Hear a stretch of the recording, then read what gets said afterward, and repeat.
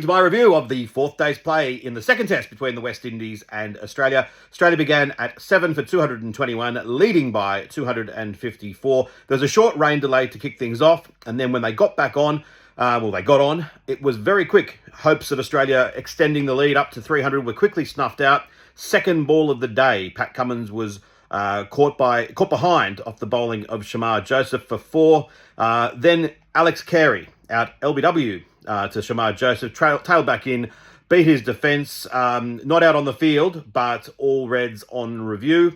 Alzarri Joseph then round the wicket, pitches one, straightens and bowls Hazlewood, all out Australia for 243, and the target was to be 277. So 3 wickets had fallen very quickly, and that continued as the West Indies innings began. Campbell walked right across one from Hazlewood, was out LBW, reviewed it, but all 3 were reds. Hazlewood was, by this stage, even very quickly into the innings, almost unplayable. Literally felt like there was a strong possibility of a wicket every single ball. Balls were popping. It was an absolute nightmare. Casey Carty drove at Stark and got an edge and went through the hands of Webster at about third slip. The slips, I think, were pretty close. Webster, it's a surprise if he ever drops one because he's so good, but that one went bursting. He barely got even a finger on it. But it wasn't long before Stark got Carty out, faint edge, and straight through to Carey. The wicket had just felt, the likelihood of a wicket had felt so imminent. The bowlers were so on top. At this point, Hazlewood had 2 short legs in. That's how much the ball was popping.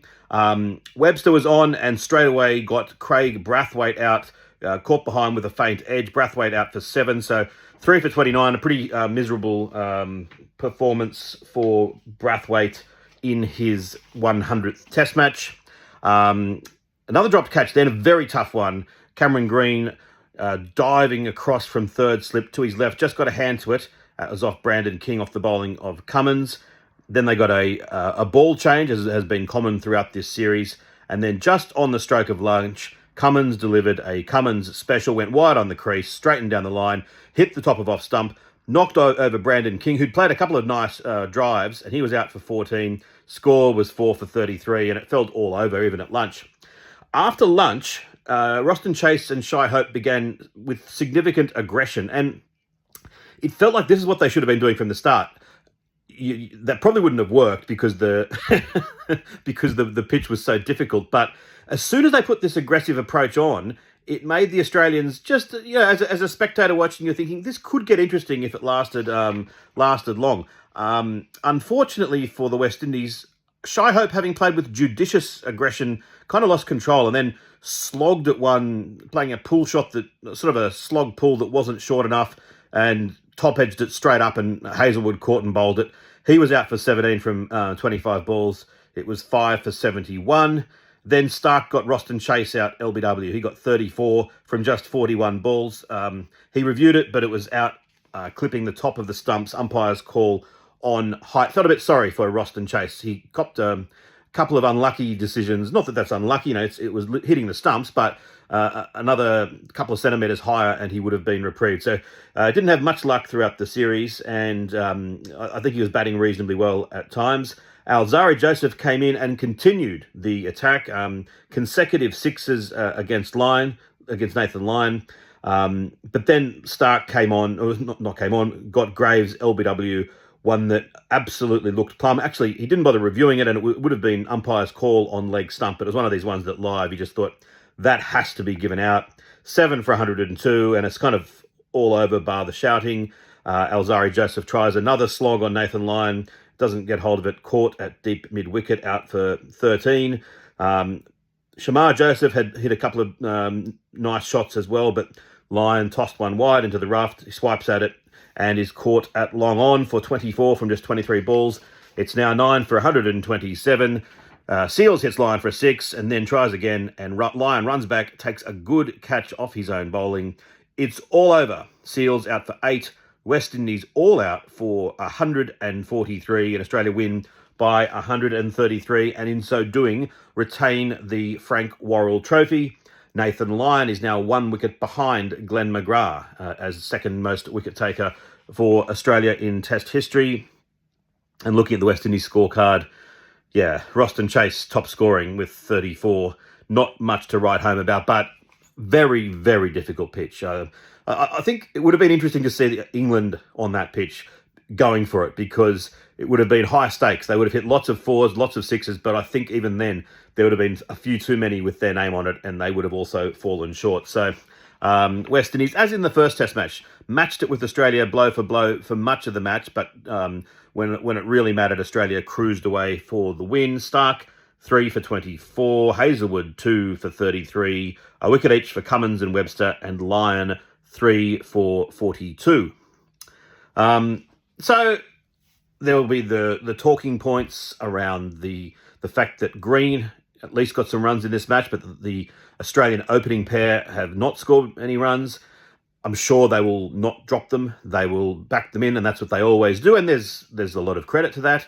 I always would say, well, what would you do if you're picking for the third test, your life depended on it? I think if you were doing that, well, certainly if I was doing that, I would, with regret, drop Khawaja and Constas and bring in Inglis and Labuschagne. Now, they would not think of doing that in a million years, because they'd be saying, oh, we're preparing for the Ashes, it's chopping and changing, it's totally against this and that. And I just sometimes think they overcomplicate things. It shouldn't be the end of the world. They should be saying to Khawaja and Constas, this doesn't mean your careers are over, of course.